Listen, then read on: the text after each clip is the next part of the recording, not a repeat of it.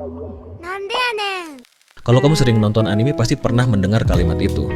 Sekilas, terdengar seperti gaya bicara khas karakter anime. Padahal, itu adalah dialek Osaka yang benar-benar dipakai dalam kehidupan sehari-hari di Jepang. Di anime, ada dua jenis gaya bicara yang sering dipakai, yaitu dialek asli dari berbagai daerah di Jepang, dan juga gaya bicara fiksi yang hanya digunakan untuk memperkuat karakter anime. Dan yang lebih menarik, ternyata penggunaan dialek asli tidak hanya untuk menunjukkan asal-usul, melainkan penonton Jepang bisa menebak sifat, asal daerah, bahkan kesan yang ingin ditampilkan hanya dari cara bicaranya. Dan salah satu dialek di video ini bahkan terkenal sangat sulit dipahami oleh orang Jepang sendiri. Karena itu, ada alasan kuat di balik penggunaan dialek yang berbeda pada setiap karakter anime. Apa alasannya? Kita bahas di 5 dialek yang paling sering muncul di anime. Hampir di semua anime, dialek atau gaya bicara yang biasa kita dengar di anime adalah dialek Tokyo. Itu karena dialek Tokyo mudah dipahami oleh penonton di semua kalangan. Namun, kalian pasti pernah mendengar gaya berbicara karakter anime yang terdengar berbeda dengan karakter lainnya. Kalian pasti tidak asing lagi dengan dialek yang satu ini. Di antara banyak dialek yang ada di Jepang, Kansai Ben bisa dibilang yang paling terkenal. Dialek ini sering muncul dalam anime, drama, hingga acara televisi. Wilayah Kansai sendiri mencakup beberapa prefektur di Jepang bagian barat, termasuk Osaka, Kyoto, dan Hyogo. Di anime, Kansai Ben biasanya dipakai untuk karakter yang rame atau energik, ceplos-ceplos, atau karakter dengan kepribadian santai. Ciri khas Kansai Ben ada pada perubahan kata dan intonasinya yang terdengar ceria. Kata nai yang berarti tidak sering berubah menjadi hen. 市川と一緒についてきてへんかったし。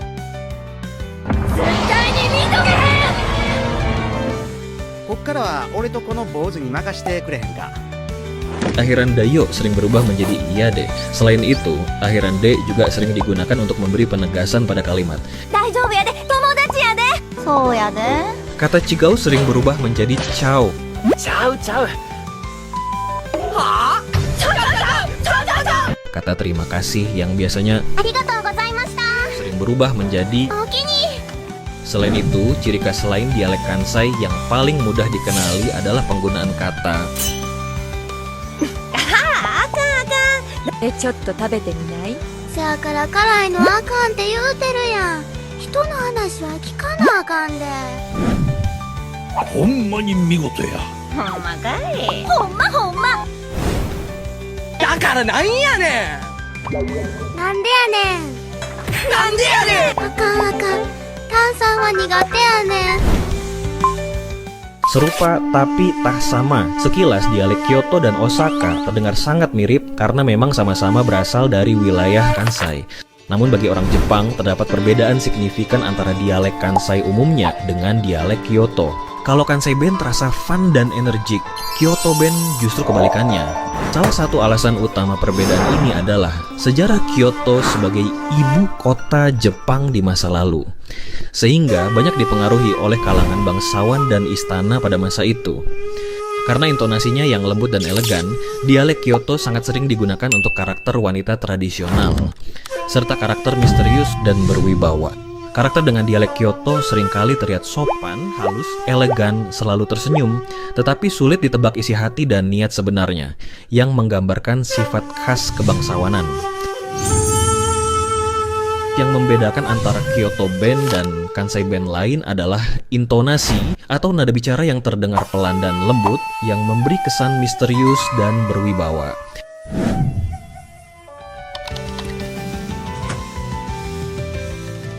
ああ、せやろ。僕の見立て通りや。暗くなりがちな仕事やん。ああいうやつが必要やと思うんよな。というのは半分建前。僕の挽回の能力、昔お伝えしましたよね。すんません。あれ、嘘を言いました。言うたほど長く伸びません。言うたほど早く伸びません。ただ、伸び縮みするとき、一瞬だけ塵になります。分かってもろたみたいですね。 Selain itu, Kyoto Ben sering menggunakan haru dan dosu sebagai ciri khas bahasa yang terdengar lebih halus dan sopan. すんままへん。おはようさんどす。おはようさんどす。うちにかてプライドいうもんがあるんどす。ご飯どす。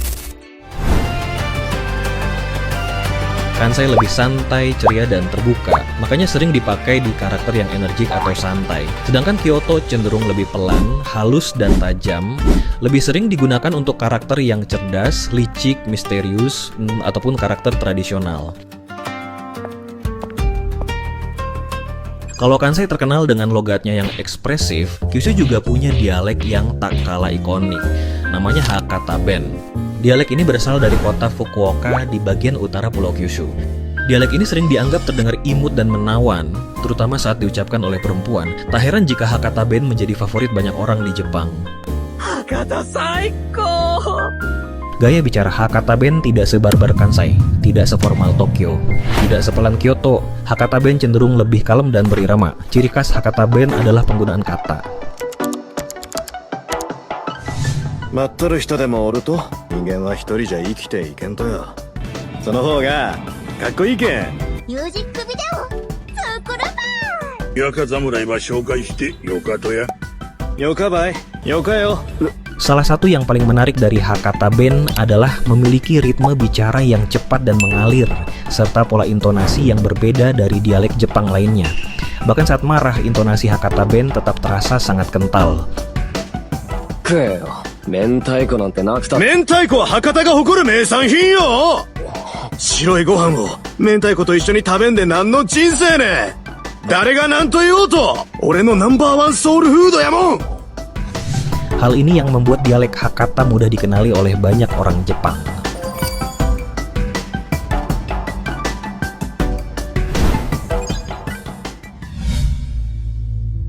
Di anime dan film, karakter yang menggunakan Hiroshima Ben sering digambarkan berkepribadian keras atau pemberani.